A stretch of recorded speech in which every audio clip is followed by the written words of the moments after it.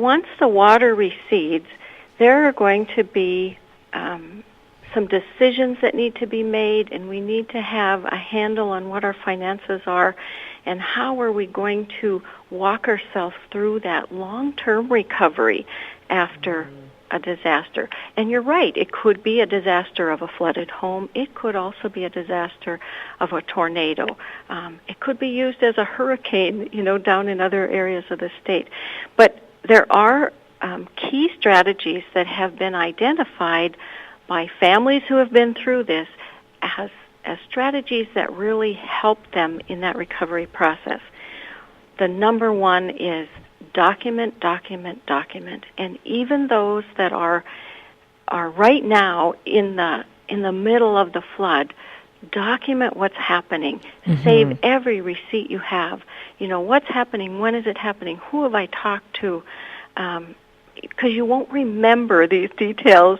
Right. 3 months down the road when you may need to know them. Well, a good example is when a lot of us had to move out of our houses, we had stuff at several different locations. And at the time, it's your stuff. You're keeping very good track of it. But a month later, you're like, where do I have that stuff at? Absolutely. I have no idea who has what now. I just hope everybody's very honest.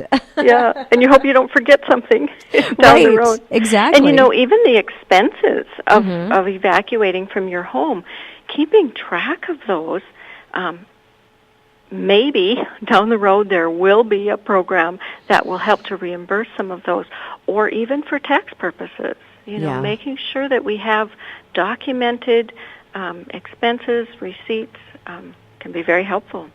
Okay. What else? What other strategies do you have for people? One of the strategies that those who have been through it have said, accept help. If somebody offers to help, take them up on it. And if you are the one offering help, be real specific. Tell me what to do, or can I do this? Accept help. That is going to help you in the process. That talking and communicating, and we think, well, what does that have to do with finances?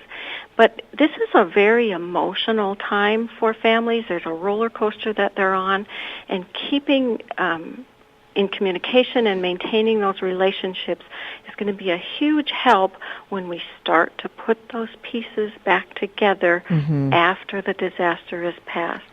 So, helping our spouse to cope, helping our children to cope.